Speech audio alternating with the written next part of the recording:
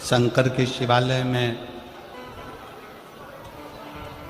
जाओ, शिव के शिवालय में 3 स्थानों का स्पर्श अवश्य।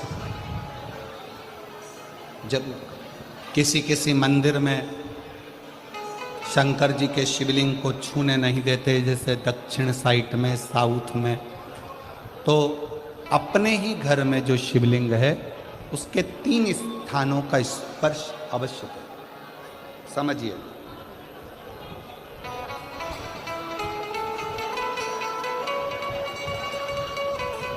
पहला, शंकर भगवान के जहाँ से जल बहता है उस स्थान, ये जलाधारी है, जल बहता है, ये शिवलिंग है, यहाँ से जो पानी नीचे की ओर जाता है उस स्थान का स्पर्श अवश्य करें। दूसरा, शिवलिंग का जो गोल भाग है उस गोल भाग में कहीं पर भी अपनी हथेली का स्पर्श अवश्य करें। तीसरा, शंकर भगवान के शिवलिंग का जो ऊपर का भाग है वहाँ अपने अस्त्र का स्पर्श अवश्य करें।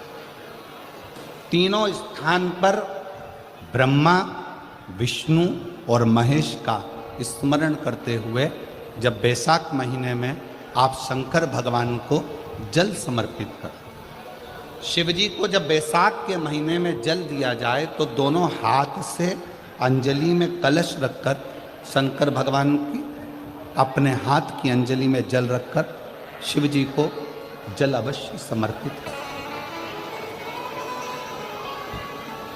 शिवरात्रि के बैसाख महीने की शिवरात्रि पड़े, बैसाख महीने की प्रदोष पड़े तो एक बेलपत्र शंकर को अवश्य समर्पित करें। मान लो गर्मी बहुत तेज है, पेड़ों पर बेलपत्र नहीं मिले तो एक दुर्वा शिव को अवश्य समर्पित करें। मान लो बहुत तेज गर्मी पड़ने पर, या रतनगढ़ में तो हम देख रहे हैं रजी रज, धूली धूल इतनी है, मिट्टी इतनी है कि यहाँ तो दुर्वा मिलना भी बड़ा मुश्किल है, तो एक चावल का दाना शिव को जरूर समर्पित करो।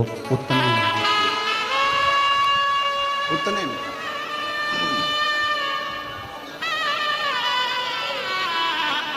और बैसाख महीने में सबसे ज़्यादा जरूरी है, जो सबसे ज़्यादा जरूरी है बैसाख महीने में, वो जलाशय अर्थात अपने घर के नज़दीक में कोई पानी का स्थान हो, जलाशय हो, वहाँ का जल शिव को समर्पित करना, या शिव के नंदी के पास में। और हम तो कहेंगे शंकर का नंदी केवल मंदिर में मत देखो, आपके घर के आसपास में हमारे मारवाड़ की पहले की रीति रही है। राजस्थान में बहुत सालों पहले, जब लगभग 19 से 20 साल पहले हम फलोदी में आए थे, 20 साल पहले, और 20 साल पहले जब हम फलोदी में आए थे राजस्थान में, तो हमने उस फलोदी राजस्थान में देखा था कि प्रत्येक घर के बाहर पत्थर का एक छोटा सा कुंडा जैसा होता।